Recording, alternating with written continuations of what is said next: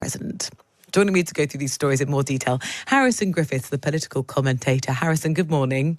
Good morning, Rosie. How are you? I'm well. Where do you fit into this poll? Are you one hoping that Harris will win, but thinking Trump might just clinch it? I'm certainly hoping for a Harris win, I have to say. But until about a week ago, I was thinking that Trump had quite a lot of momentum. But I think in the last week, there's certainly been a pronounced vibe shift at the very least. I think Trump had a lot of momentum for the past 3 weeks. But Harris has had a set of very good polls. And I think a particular insight that came over the weekend, a poll from a small pollster in the state of Iowa, of all places, run by a lady called Ann Seltzer, put Harris in a very surprise 3-point lead. Now, even in a very good election, Harris wouldn't be expected to win Iowa. And this pollster, run by that lady called Ann Seltzer, has been incredibly precise. She's never been more than 5 points out. So even if she's very wrong about this particular poll, even if Trump is winning by something by, let's say, 5 points, he's still in a very bad position for the election going forward. And as the renowned pollster in the US, Nate Silver, has said, you wouldn't want to play poker against Ann Seltzer. So I'm thinking that Harris might be pulling it out of the bag here. Well, Donald Trump would say, we've got all this going on with the press, with the fake stuff and the fake polls. The polls are just as corrupt. And, you know, we might sort of roll our eyes a bit at that statement, but some of Donald Trump's supporters agree with him. Well, I think actually, if anything, that most of the pollsters are quite scared to put their necks out and underestimate Trump again. So this happened, of course, very famously in 2016 and 2020. A lot of battleground state polls systematically underestimated Trump's support. And there's been an awful lot of what they call herding in the United States, where pollsters have released a lot of polls suggesting the very same thing. And even if an election were very close, even if it were a 50-50 toss-up, as perhaps it seems to be in a lot of ways, there's a very low chance that pollsters would be releasing national and state level polls that were 48, 47 consistently. It's very unlikely. So actually, I think if anything, pollsters are not keen to underestimate Donald Trump. I think they're herding to say, oh, well, it's 50-50, and if we're wrong, we're all wrong together, rather than one pollster being very wrong, particularly about Donald Trump. So maybe they themselves are hedging their bets. We're going to speak to some of the Republicans in about 15 minutes. Time to assess the status of the campaign. Here, a not quite as long-fought campaign as the US presidential election. Of course, the race to replace Rishi Sunak, a ringing endorsement on the front page of the Mail saying it's a leader who knows how to get Britain's economy booming, Kemi Badenoch. But I'm looking inside the Times here, Harrison, and in the sort of first interviews that she's done as her first full day as leader of the opposition, Kemi Badenoch dismissed the row over Downing Street lockdown parties. She said they were overblown. Do you think she's read the room right there? Not necessarily. I think that an awful lot of the beginning of the Conservative Party slump from their very big landslide in 2019 to what became a bit of a drubbing in July this year was not just Partygate, but a lot of the perception of corruption in the Boris Johnson government. I think it started with the Owen Paterson vote and the government trying to save him from being suspended from government. I think that with Partygate that ended up getting rid of Boris Johnson, I think it's the perception that if you're going to impose draconian lockdown rules on the whole country, at the very, very least, regardless of what we even think of the rules, government should stick to them stringently. And I think that's a pretty broad-based consensus on that across the British public, across the political divide. So, yeah, I'm not sure she read the room right on that one. What do you think she's going to do to the Conservative Party in terms of the direction that she's going to take it?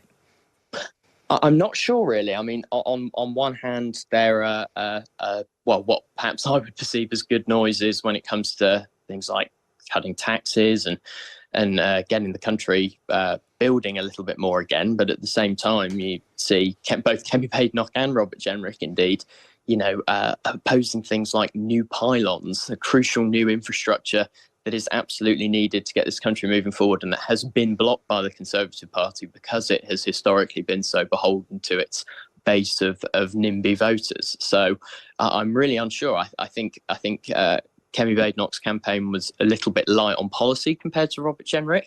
So it's difficult difficult to say, but hopefully it's a positive pro-growth new direction rather than more of the same. She would certainly hope that to be the case. She won 56% of the vote on a turnout of 95,000 Conservative members, and really sort of day one starts officially today. There'll be much more on her plans and priorities across the day here on Times Radio. Front page of the Times is what we've been talking about in the politics news. Keir Starmer saying the world must wake up to the severity of the migration crisis.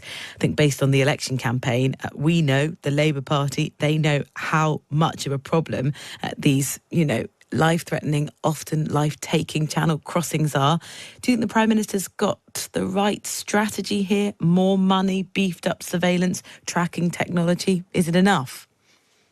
I think it's unlikely. I think unless you tackle the demand side of this issue, you're not really going to get anywhere fast. Producers are, but the producers in this industry, i.e. the smugglers, they exist day to day in an environment of serious heightened risk and danger, and they make a lot of money exploiting it on behalf of people who really want to cross. People pay absurd amounts of money, particularly when you consider that lots of people who are coming to the UK are doing so from poor countries and don't have an awful lot of money. They're spending an incredibly high amount to get to the UK. Where that demand exists, there will always be a market to supply it.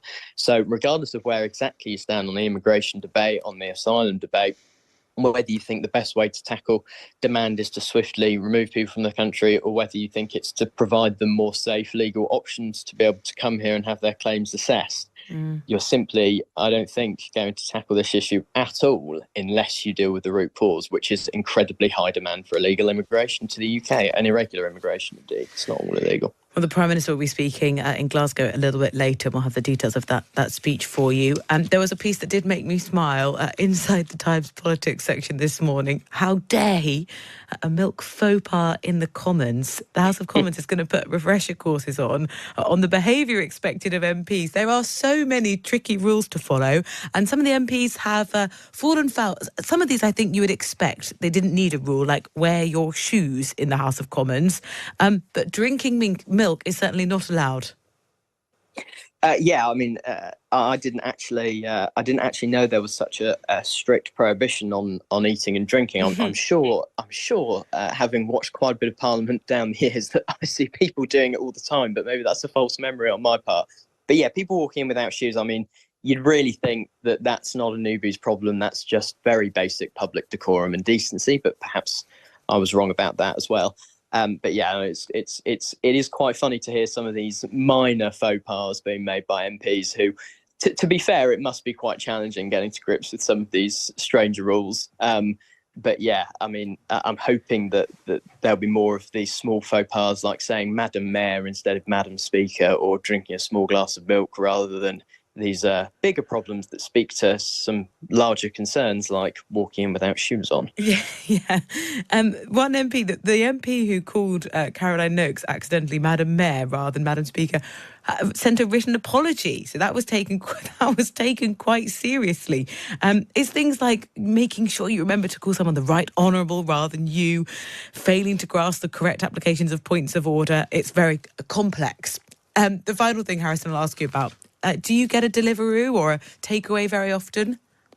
I'm known to be partial to a Deliveroo, yeah. OK, where would you fall on the map of the nation's taste? Because Deliveroo have found out they've enjoyed going through their data, I think, to find out that in Glasgow, we order more Eccles cakes and scones than anyone else. In Chesterfield, it's curry sauce and gravy.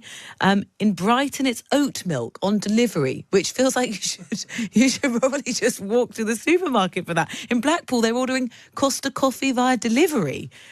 Where would you fall on the map? So, but by the way, I mean, looking at this map where we have, Eccles cakes and scones in Glasgow, Francomanca in Bath, oat milk in Brighton, seems to be the biggest geographical stereotype confirmation that I've seen in a very long time, to be fair. As always, I'm loyal to the Midlands where I grew up. I'm with Kettering. I think a good Nando's is nice. As far as getting like a bottle of oat milk is concerned in Brighton, that's a bit disappointing. I've been known to get a few lazy Deliveroos, particularly after a night out. But I think getting your shopping via delivery, you've got to draw the line there. I think you've just got to go out and go and buy your oat milk. I think you're right. Harrison, thank you so much. Harrison Griffiths going through the papers with me this morning, the political commentator.